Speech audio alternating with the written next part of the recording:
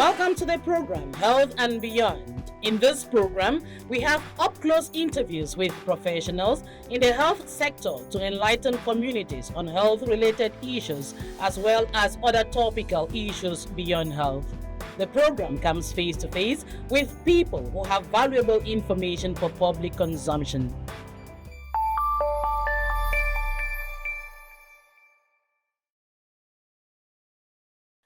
You are all welcome to the program Health and Beyond. Every 28th of July, the Cameroon Baptist Convention CBC Health Services joins the international community to commemorate World Hepatitis Day. And we are here today to talk about hepatitis. We have some two experts with us here in the studio who would like to know more about them. I'm Dr. Fojo, a general practitioner working with the CBC Health Services. I'm Dr. Ndam Alida, an internist working with the CVC Health Services. Dr. Fojo and Dr. Ndama Leader are here to share with us information concerning hepatitis. And I want to take this moment to appreciate the fact that you have honored our invitation to be part of this program to enlighten our communities on hepatitis. So, what is hepatitis? But hepatitis comes from an ancient Greek word called hepa, which means liver, and then from the suffix itis, which means inflammation. So in simple terms, hepatitis means inflammation of the liver. Where did hepatitis originate from? I made you understand that it was a discovery. Tell us more about this, Dr. Fojo. So, hepatitis, especially hepatitis B, was first of all discovered in the 1960s by an Australian of name Blomberg, who later on earned a Nobel Prize in 1976. And then hepatitis C was discovered in 1989 by a scientist, a Britannicist by the name of Michael Houghton, who later on also win the Nobel Prize in 2020 for his discoveries. When you go in the history, that's what we can get so far. Thank you very much for those analyses. Now, let's talk about the different types of hepatitis and also give details about those different types of hepatitis. But with hepatitis, the different types that we have the viral hepatitis and the non-viral hepatitis. Now, for the viral hepatitis, there are 5 different specific strands, which are hepatitis A, B, C, D, and E. That's for the viral hepatitis. Now, when we talk about the non-viral causes, we talk about things like drugs or toxins like alcohol. We talk about things like autoimmune hepatitis, which is just our body's immune system fighting itself, more specifically fighting the liver. We talk about autoimmune hepatitis. So those are the different classes of hepatitis that we have, the viral and the non-viral type. And we mostly hear about the viral type, like the hepatitis B or the hepatitis C that we have. Anything to add, though? And then adding to the non-viral hepatitis, we should not forget these 2 main types, alcoholic hepatitis and then fatty liver. Yes, or for obese people, if I can say that way, they are predisposed to that type, non-viral. So tell us a little bit more about the viral one. Okay. So for the viral hepatitis, as Dr. Alida just said, we have hepatitis A, B, C, D, and E. Hepatitis A and E are almost the same because they are contracted through the same way, that is fecal-oral route. For the A, they will talk about fecal-oral route, and then for the E, they will talk about foot.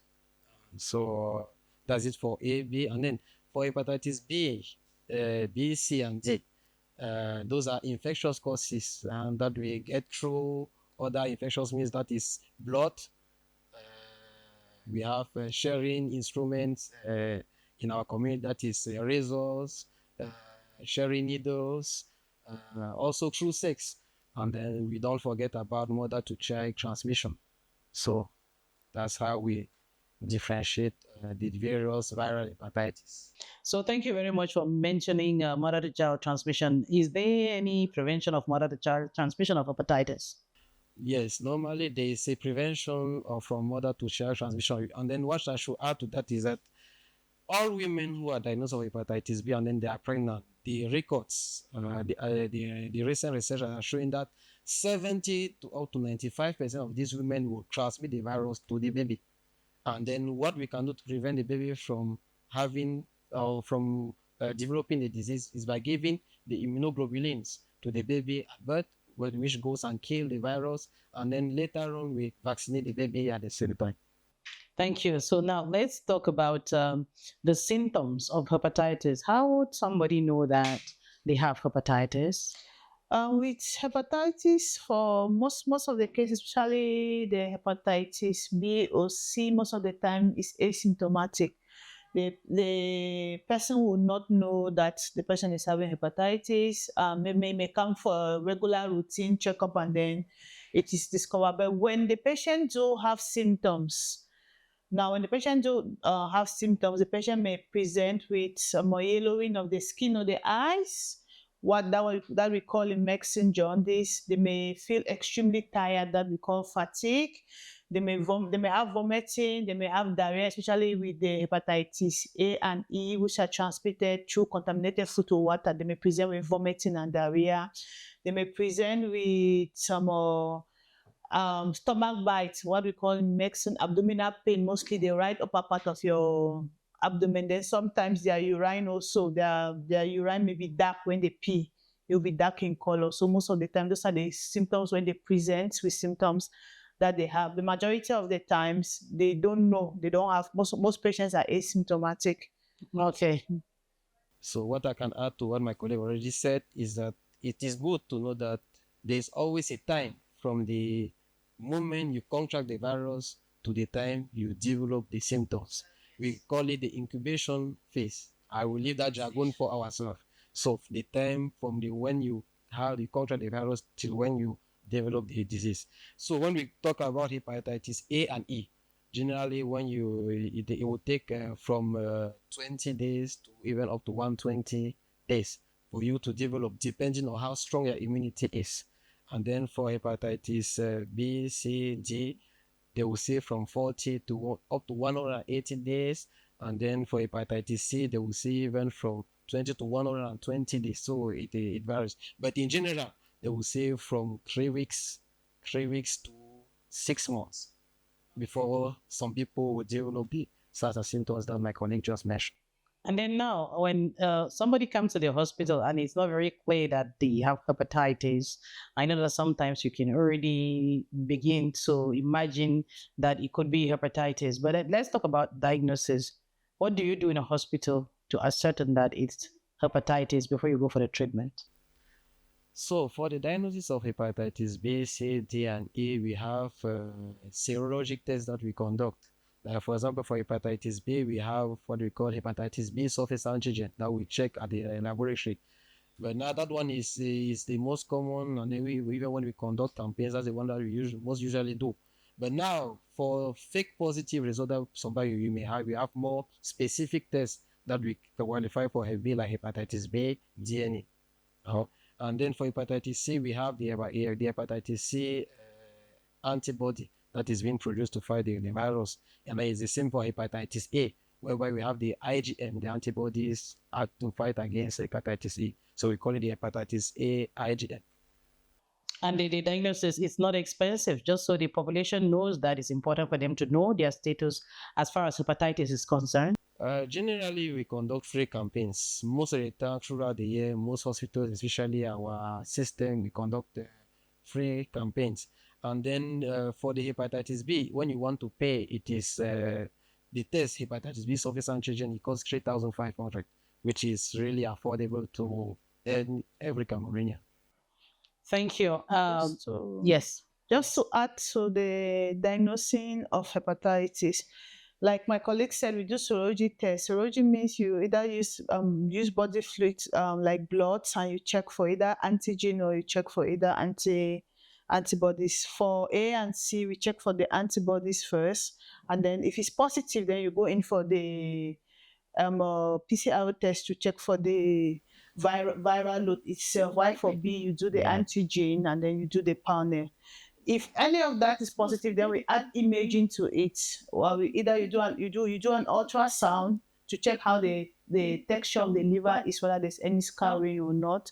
Sometimes you may go as far as even doing what we call biopsy, but most of the time before biopsy, now we have what we call the fibro scan, which check the scarring of the system. Biopsy is beginning to go, is facing out, and we use mostly the imaging like ultrasound or the fibro scan to check the contexture, the texture of the liver. Thank you. So now, talking about prevention methods, how can somebody prevent? You've talked about vaccinations, but let's really go deep into this. But with prevention, based on the mode of transmission, like we have the hepatitis A and E, which are mostly transmitted through fecal oral route, what we say contaminated food, or if a person ingests contaminated food or water. So with that, one of the ways we prevent that is by having good hygiene practices and safe, especially those who sell food. We have proper food handling. So we need to have good hygiene practices. Like if you go to the toilet, we have to wash our hands after that. Before those who handle food, especially those in public places, should also have good hygiene practices like washing their hands before handling the food or wearing gloves. Then for hepatitis B and then for hepatitis A, we have vaccination that can prevent you from having hepatitis A. And the vaccination, when you're vaccinated, can give you a long life immunity. Now for hepatitis B, C, and D, which are transmitted through contaminated with body fluids or unsafe medical practices or through contaminated sharp objects, we can first of all try to practice safe sex practices like using barrier methods like condom when we're having sexual intercourse. And in hospital settings, we should avoid transfusing on screen bloods. Because that's one of the ways in which we can get hepatitis B is through a patient receiving on screen blood transfusion. We can make sure that we avoid doing that. And then proper handling of medical objects that are used in the hospital, like injections, sharp razors, should be properly disposed. And then for those who practice things like drug abuse, injection drug users, they should avoid sharing needles together. And then for those who practice tattooing, yes, for those who practice tattooing, because that's also one of the ways in which it can be transmitted, we should have some safe practices like we don't use the same needle or proper sterilizer instruments that we use for tattooing. Now for mother to child, like my colleague earlier said, we have making sure that the mothers are tested during the antenatal period for whether they have the virus or not. And then if they are not, then they should some hepatitis B vaccine.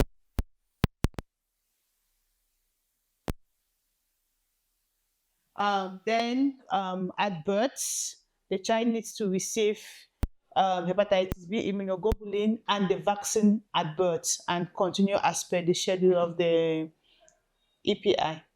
Thank you very much. Yes, Doc. Anything to add up to this?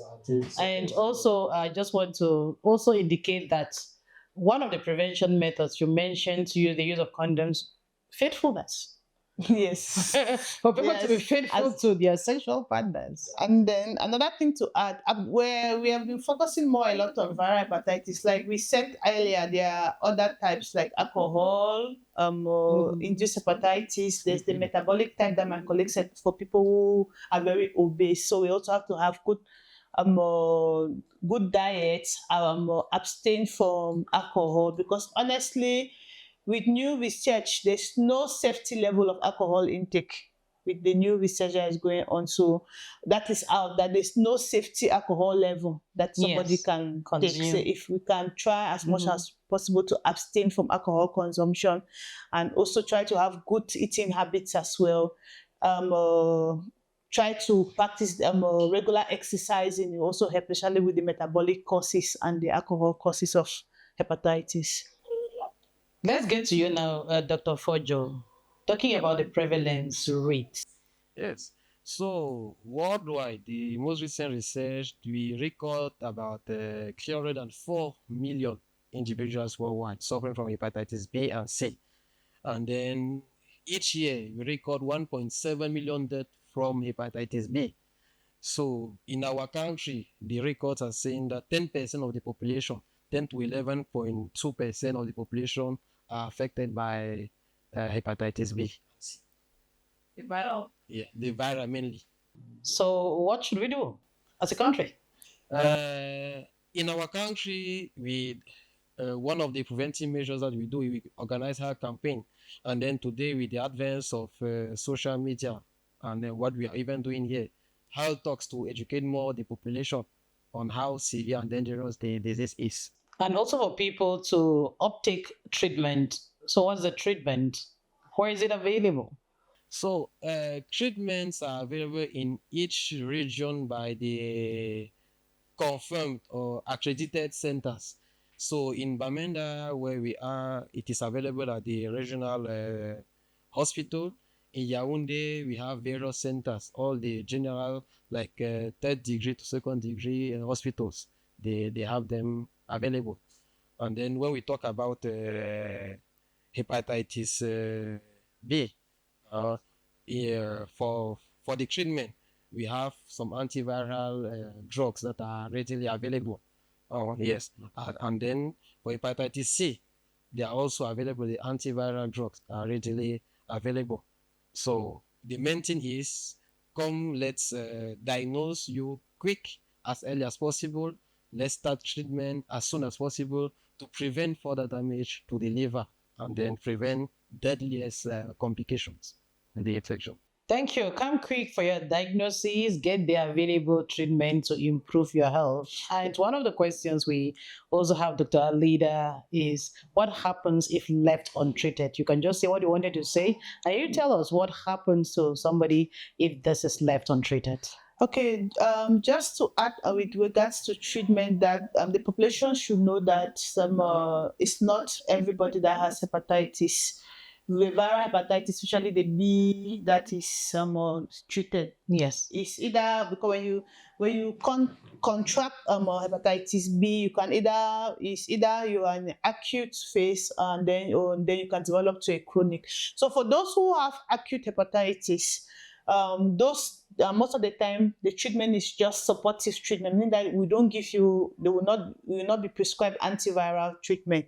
We expect that with time, within 6 months of the contacting the infection, your body itself, the immunity is strong enough to fight that infection. So what is done is just encourage good hydration, dieting, good diet, and then to avoid the things like alcohol and some drugs that are dangerous to the liver. Now, like my colleague said, it's for those who have chronic hepatitis, especially for B and C, that we treat them with antiviral therapy. Now, if hepatitis is not treated, what you can do is it can cause very bad scarring to the liver, what we call liver cirrhosis, which can further be complicated for you having what we call hepatocellular cancer. Now, you can either have this liver cirrhosis and then go to the hepatocellular cancer, or you can directly just have hepatocellular cancer without that transition to the liver scarring.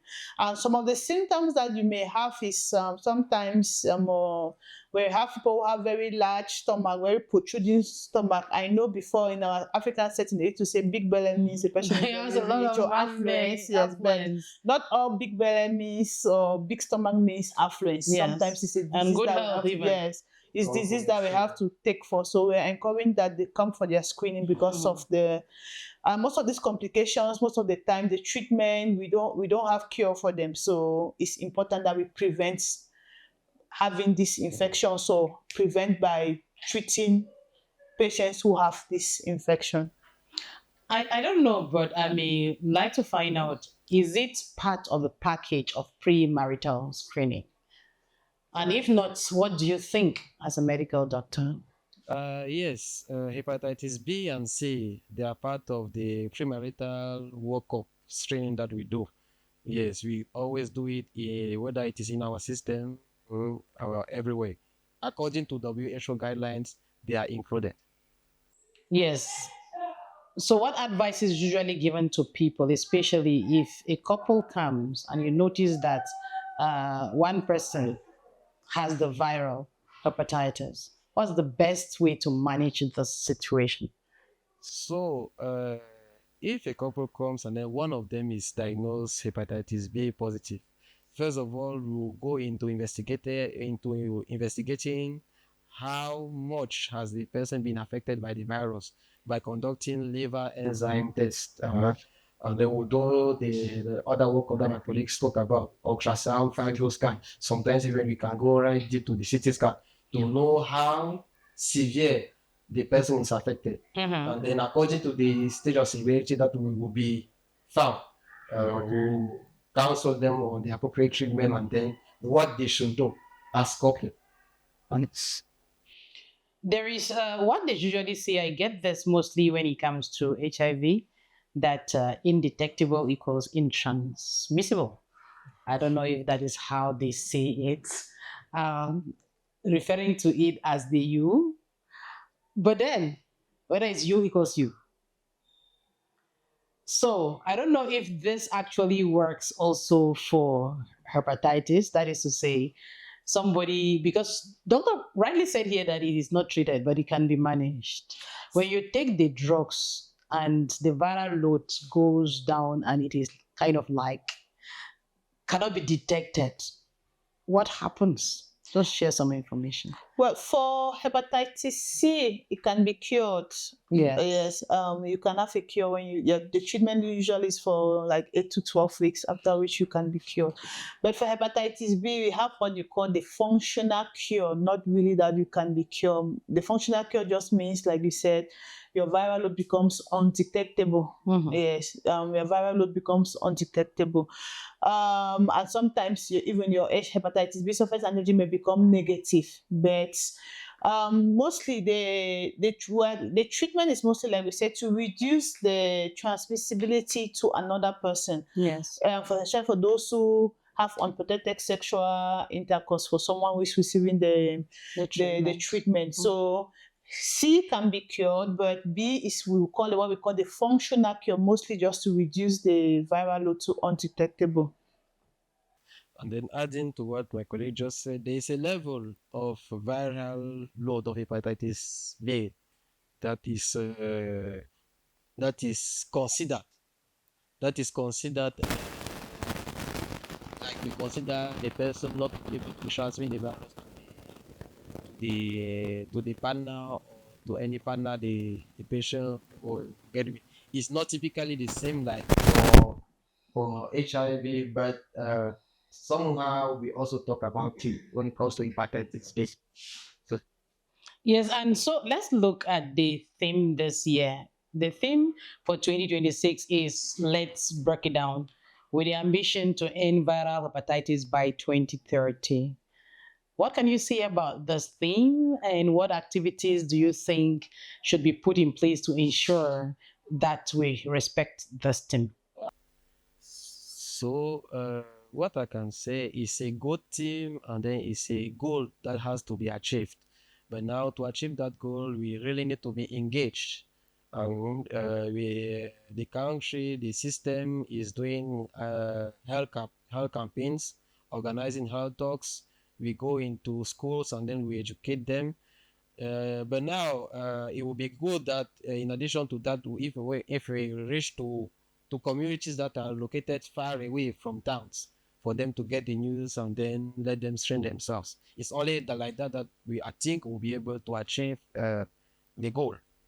Yes, Doc, you have something to say about this theme? Yes, I think one of the ways we can try to achieve this by, like our colleague said, raise awareness, like currently what we are doing in our hospital settings, at our waiting rooms, we engage in health talks and use our social media platforms, TikTok, even our phone companies like MTN. I remember some years back, MTN used to send messages of reminding us that have you check your hepatitis B status? Have you checked your hepatitis B status?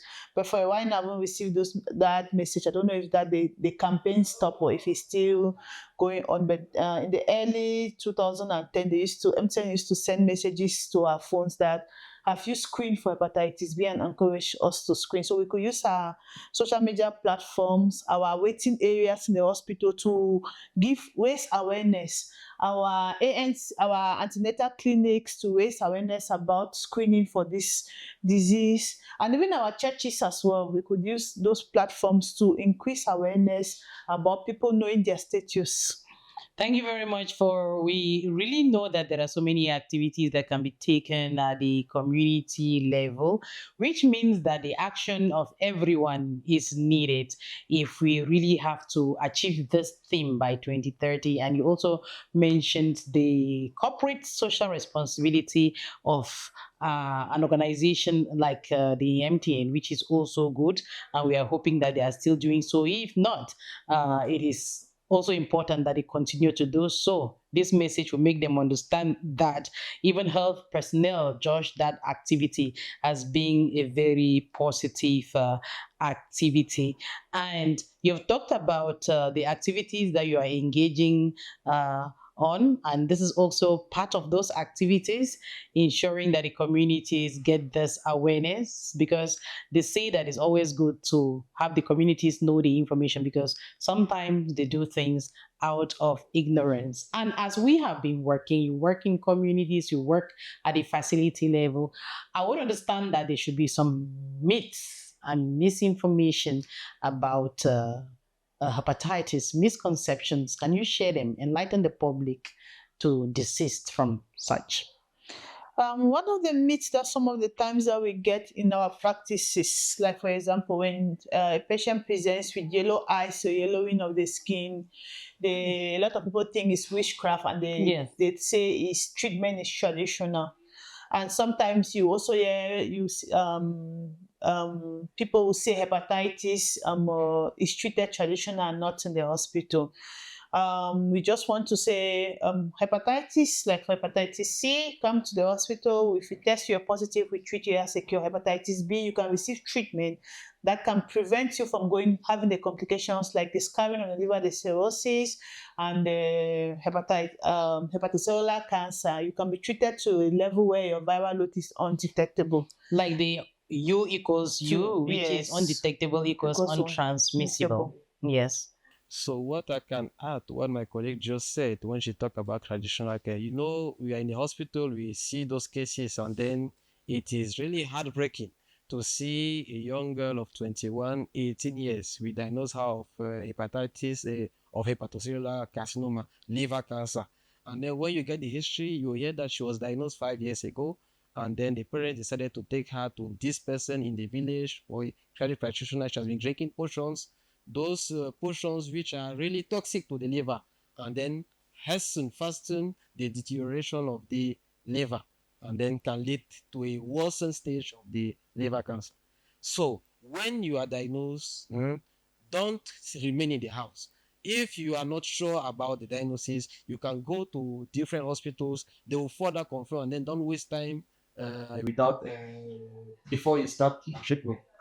That is very important because it's not only peculiar with hepatitis, it is common with so many other diseases where we have like home remedies, they go to other practitioners, as you have mentioned, and they are getting to the hospital when it is almost too late for them to be treated.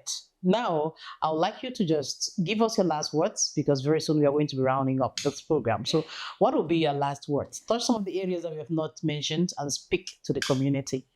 One of my last words that I'm going to say is to encourage the community about screening themselves, knowing their state, their status, about knowing their status.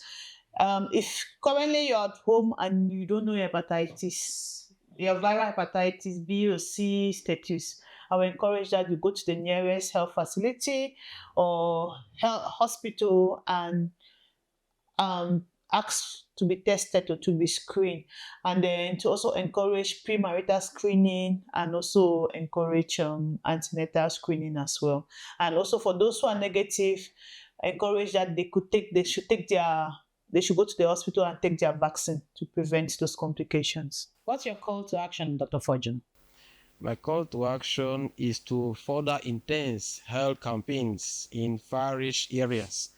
Let all our fellow brothers and sisters come to the hospital. Let's train them. They have to know that hepatitis is preventable, is curable, is treatable. Don't waste time. Come, let's fight together. I want to take this moment to appreciate the fact that you came for this program amidst your busy schedules. Thank you for honoring our invitation to be our guest for this program, talking about hepatitis. As we know that there is the commemoration of World Hepatitis Day on the 28th of July. Dr. Alida and Dr. Fojo, internists and general practitioner respectively. We want to appreciate everyone out there who has been a part of this program, a program that is produced by the communication unit of the Cameroon Baptist Convention CBC Health Services for presentation today. My name is Clementina Njang Yong. Thanks for being with us and always stay tuned. It's been the program Health and Beyond, where we have up-close interviews with professionals in the health sector to enlighten communities on health-related issues as well as other topical issues beyond health. The program comes face-to-face with people who have valuable information for public consumption. Thank you for being with us.